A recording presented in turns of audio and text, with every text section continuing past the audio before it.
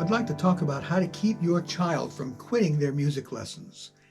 This video is dedicated to parents with children who are taking piano lessons. However, what I'm going to talk about here will also be helpful to adults who are looking to take up piano again or are wanting to get started taking piano lessons for the first time. I've met a great many folks who started learning music when they were children. Maybe they took piano lessons, but they ended up quitting, and to this day they regret that decision to stop. And they're no longer involved in making music, and they wish they were. Now, listening to music can bring great enjoyment, but there's something especially gratifying about making music yourself. You don't need to be a virtuoso to enjoy creating beautiful sounds on your instrument, whether it be piano, guitar, or your own singing voice.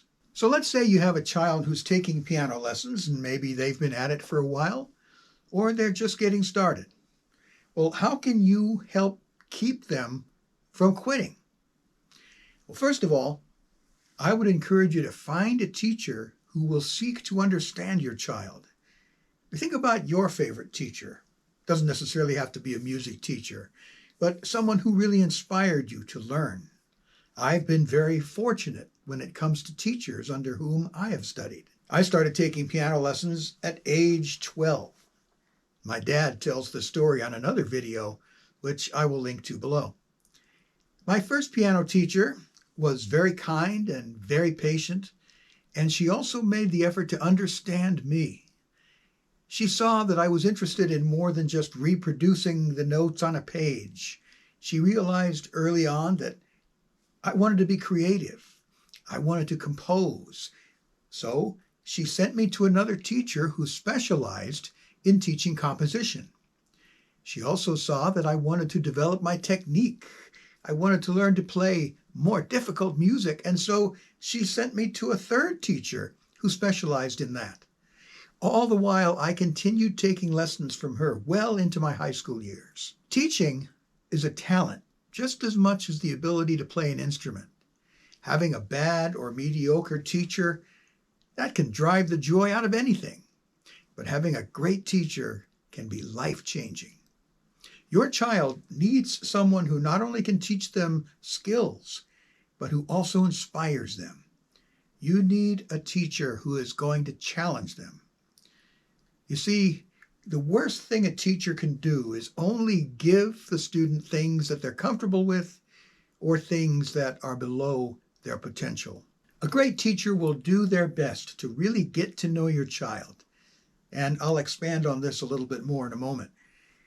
Now, as a parent, you may very well be your child's first music teacher, especially in a homeschool setting.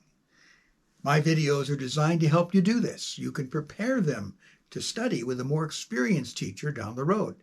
You can give them a head start by teaching them the basics of music and music theory and the keyboard by going through my Music Basics video series. Now, here's another way to keep them from quitting. If your child is very young, say under the age of 7, then you as a parent must help them build piano practice, or piano playing, that's an even better term, into their daily routine. It's easy for a 7-year-old to finish school for the day, watch TV, do some homework, eat some dinner, maybe play some video games, and then go to sleep. If piano playing, daily piano playing, isn't built into their routine at the very beginning, it's hard to become disciplined enough to practice. And by the time this student who's only practiced maybe once a week, if that, has been taking piano lessons for a couple of years, they might feel like they have made no progress, and so they drop out. They're also embarrassed at their lessons because the teacher can tell when they haven't done any of the work. As a parent, you can't expect children to be motivated and disciplined to go play the piano and practice on their own. Discipline is learned, not discovered. Now, getting back to what a good teacher will do, make sure that the teacher will encourage your child to do music that they love as soon as possible. Yes, there will be times when they must learn songs and piano pieces with which they are not familiar, and that helps them learn the basics. But it's also important for the teacher, whether it be you or someone else, to find out what the student wants to play. Maybe they want to play their favorite songs, music from a video game, a song from a favorite movie, a hymn, or a worship song. Make the effort to find this music for them, the music that they want to play. Skills, music theory can be taught through music, and music can be tailored to fit to the level of the student. Getting to play something of their own choice, that shouldn't be a far-off goal. Now, speaking of goals, you can help keep your child from quitting by making sure to have clear goals on what your child wants to get out of taking music lessons. What kind of music do they want to do? One-on-one lessons should be customized. What skills to focus on might be different depending on what the student wants to be able to do. Now, sometimes a student doesn't know what they want, and they need to be exposed to different things until something ignites the spark. A good teacher will encourage students to be creative. Let them improvise. Teach them not to worry about hitting wrong notes. Let them experiment. Let them write their own music. Now, I'll talk more about creativity in some later videos. Finally, to keep your students from quitting, make sure they're not overcommitted. Don't overschedule your child. Your child may still make progress even if they don't really practice. But if they don't show up regularly for lessons, it just makes it impossible for them to move forward. And if there's too much time between using the information they learn in their lessons, well, the brain is going to use that brain real estate for something else. You know, it's actually in middle school and high school. That's a time when a lot of students quit. So watch out when they reach the middle school years. There's added social pressure, there's more schoolwork pressure, and often that pushes piano lessons out of the schedule. Students also compare themselves more heavily to others who may play piano and they feel embarrassed or they don't feel that they're good enough.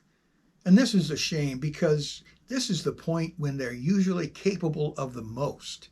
If students can get a solid foundation before this time hits, piano playing can be a stress reliever instead of a stress causer.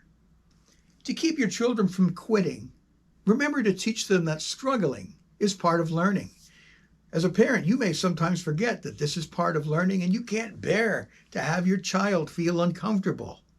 However, if your child is not challenged at all, then they don't improve, they get bored, and they quit. Sometimes people want to believe that they can learn the hard thing without doing the hard part.